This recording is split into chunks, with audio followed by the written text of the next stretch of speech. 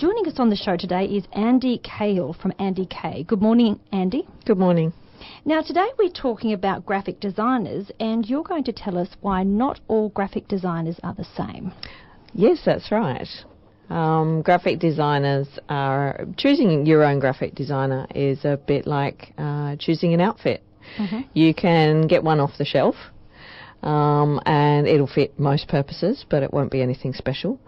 Or you can shop around and find one that suits your personality, your business personality, and make sure that they both match. And that way you'll get what's best for your business.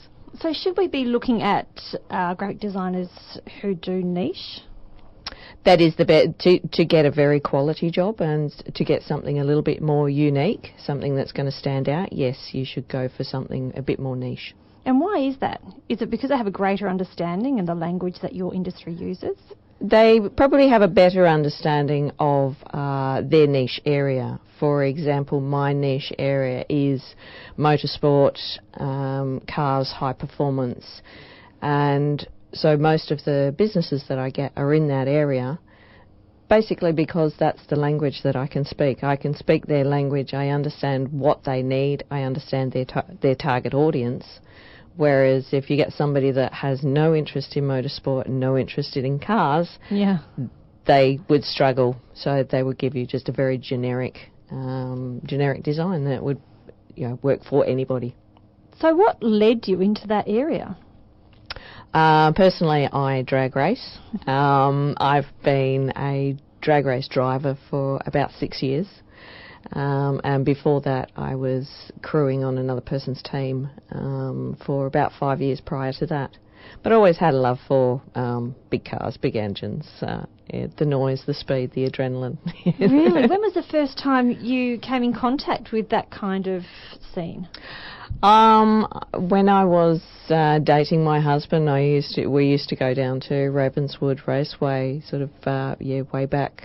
What are we talking, 20, 30 years ago? So, it's built since then and grown since then. So is your husband as passionate about it as you? Almost as passionate.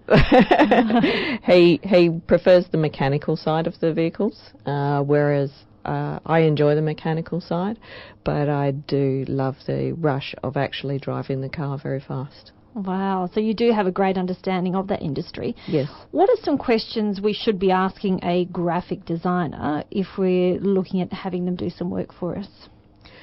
Well, don't be afraid to have a look at their previous styles of work. Ask for variety. Look at all the different mediums that they can design in. Not everyone can do websites. Some people prefer to only do print. Other people prefer only to do digital medium. So make sure that they're capable of working in the medium that you require. So if you need some shirts designed or some banners designed, make sure that you get history of what they're doing in that area. Now, of course, they'd be showing their best work. Yes. Yes. Yes, I have jobs I won't show people. Oh, no, that's a worry for us all. Okay, so I'm going out and I've never had experience with a graphic designer before. Mm-hmm. What can I expect from them and what will they expect from me? What you need to, when you talk to a graphic designer for the first time, it's like engaging a new friend. You need to have somebody who you can talk with, share with, and that they understand and can read between the lines as to what you need and what you want, rather than actually telling you what you need and what you want. Because you know your business the best. They might understand the area of your business, but you actually know your business the best. So they need to be able to listen to you and then advise, but not instruct. Right, so it's no point going saying, I think I want some T-shirts done. I'm not really sure what I want on them, but my business is I design chairs. There's no point. Have a clear idea. Have an idea, have a look at your competitors and see the sorts of things that they do. Right. If you can't see anything you like, then find things that you really hate.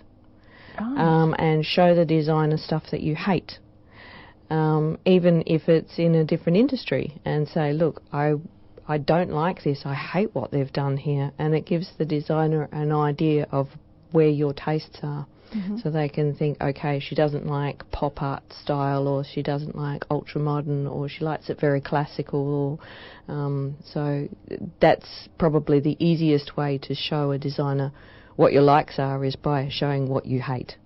Okay, so what's something a designer hates from a client, a prospective client coming?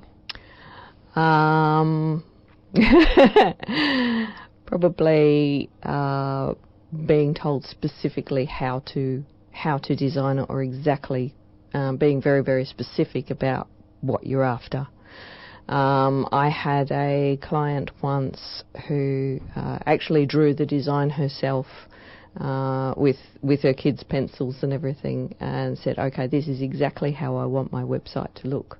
Right. And she would not bend when it came to advice, when I sort of tried to sway her in different directions, or sort of say, look, you know, we can do it this way, but if you do something else, or if you move this bit over here or move that there, or it might work a little bit better. She was not ready to listen at all. Right, so be open to suggestion. Be open to suggestion, be open to compromise. Right. As well as, so it should be a two-way street. Neither party should actually tell the other one what to do. It should be a general flow conversation. Okay, so finally, if you're approaching a graphic designer and they say, oh, listen, I've never really done anything in your niche before, but I'll give it a crack, is that time for you to say, oh, listen, I don't think we can work together? Or can you sort of say, well, listen, I think I feel we can work together, so let's do that? It depends on if you're comfortable with their style of work. If they are very unique, I've had people contract me to do drawings and logos in areas I've never covered before, simply because they like my style of drawing and they like the creative style. So they've been willing to let me have a go in that area. Right. I generally then charge them a little less, because there's the chance that they're still not going to like it once it's done. I would have thought it would be the opposite, because it may take you a bit more time to create something you're not familiar with. In my situation, I feel that they're giving me a go in an area that I'm not experienced in, and I've admitted that I'm not experienced in.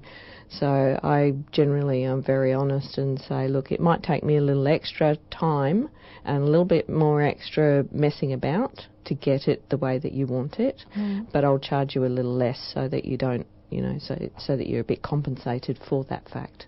Is that a bit personally satisfying for you, tackling something like that? Oh yes, I do. I do like the challenge of creating new stuff and trying a new area. Yeah, right. It's great. Well, what's the best way for people to contact you? My website is probably the best place. So I've got all my social medias and everything on there. Right. So it's www.andyk.com.au. So Andy, A-N-D-Y? A-N-D-Y, then the letter K, .com.au. Yep. Wonderful. Thank you so